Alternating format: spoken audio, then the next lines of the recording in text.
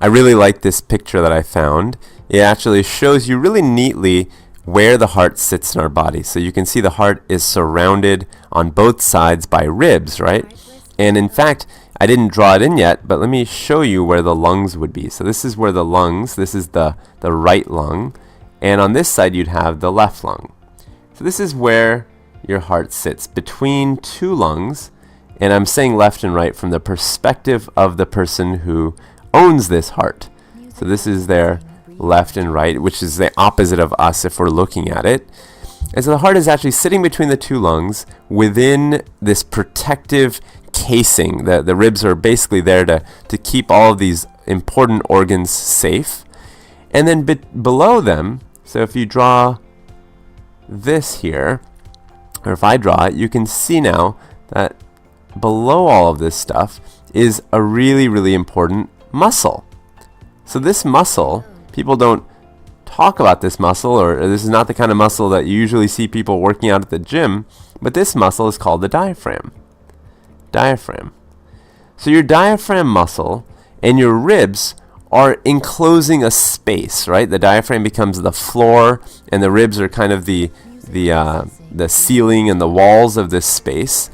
And if you look at the contents of this space, you'd have your lung and you'd have your heart. So this entire space then is called your thorax. Your thorax. So what exactly does the heart do? Let's actually make a little bit of space now and bring up a zoomed in version of the heart. Let me start by orienting you to the heart. This is our right lung, and on the other side we have our left lung. And all this would be inside of the rib cage, but I'm not going to draw that now because that would make it harder to see the heart itself. So to think about exactly what the heart does, I think one kind of neat way to do it is to actually imagine that you're a cell. So put yourself in the perspective of a cell, and let's say that you're a cell hanging out over here. This is you.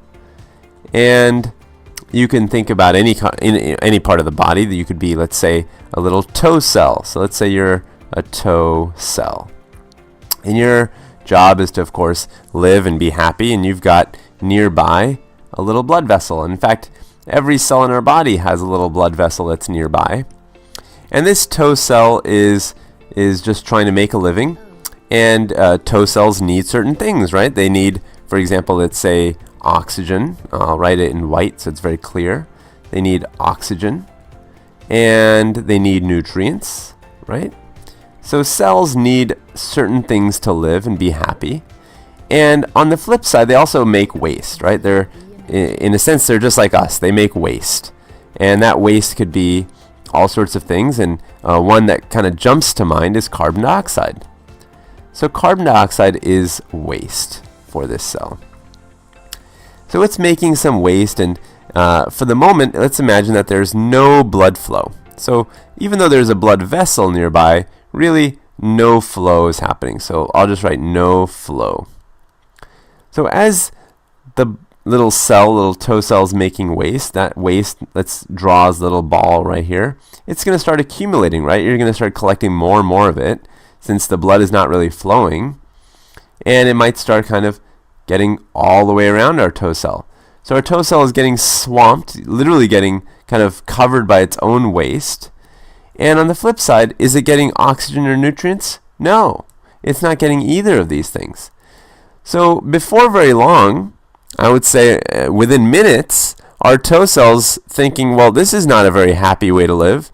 This is actually really, very sad. This is awful. And if this continues, the toe cell would die. So what a toe cell needs, and what every cell needs, and that could be a finger cell or a skin cell or really any cell that's living, needs flow, right? It needs this blood to be flowing nicely and smoothly. And if there is flow, then you get a very different picture, right? If there's flow, then all of a sudden all this waste product is actually now lifted and taken away. It's flowing away. And it's a little bit like having someone come by and pick up the trash. Then you don't have trash all over the house. So then you have nice flow. And in return, oxygen and nutrients are delivered. So this stuff gets delivered as well. So all of a sudden, the cell is going to be very, very happy. and is going to be living just fine. So really, if you want all of the cells in your body to be living just fine, like this cell here, you really want good flow throughout the body. And so this is really point number one, is that you really need somehow to have blood flow moving and pushing blood constantly through the body. So to do this for billions and billions of cells, you would need a pretty powerful pump, right? Something that's going to be able to pull in all the blood from the body and then push it back out. And that's what the heart is. I mean, that's at its core, this is exactly what the heart is doing. It's an amazing pump pushing blood so that you have good blood flow. And so I'm going to write that on the side as kind of job number one. These are the jobs of the heart, right? So jobs, and number one would be blood flow. And I'll write systemic flow. Systemic flow. And all that systemic means is that I'm referring to the entire body. So systemic, when I say that word, I just mean the entire body, all of the cells in the body. Now, exactly how that happens, actually, you can see on this picture. So here you have a giant vein. This is a vein. And you have an artery here. This is an artery. And blood is actually going through the artery that way, and is actually coming into two veins. The one at the top, this is called the superior. Superior just kind of means at the top. Superior vena cava. That's the name of the vein. And at the bottom here, you can't see it because it's on the other side of the heart, but there's another vein called the inferior vena cava. And these two veins, this is also a vein, these two veins are actually dragging blood in from all over the body into the heart. And then when the heart is ready to pump it back out, it goes into this artery, and the name of it is the aorta.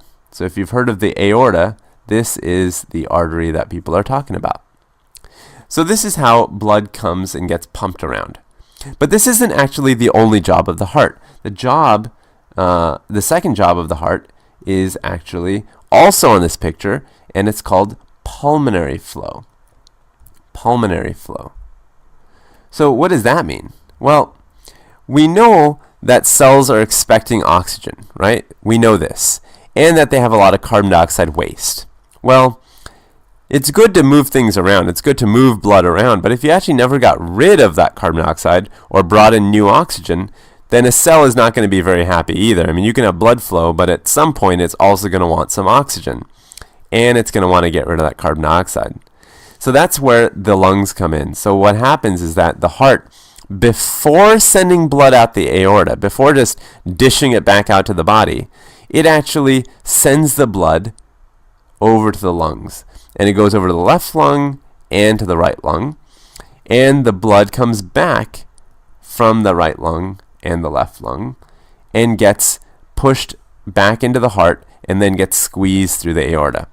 So there's this actual extra little step here where blood is going to and from the lungs. And that's the pulmonary flow.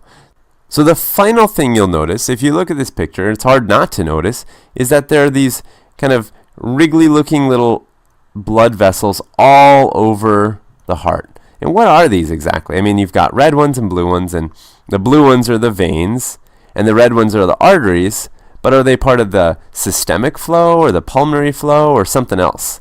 Well, these vessels, all of them, together are called coronary vessels. Coronary vessels. And so specifically you might hear about a coronary artery or coronary vein, but together you can call them coronary blood vessels. I'll add the word blood here. So these coronary blood vessels are actually serving the heart muscle itself. I mean, remember, the heart is made up of thousands and thousands, actually tens and thousands of cells. And those cells, just like our toe cell that we drew out in the corner, they also need oxygen, nutrients, and have waste. So those cells are going to need blood vessels supplying them as well.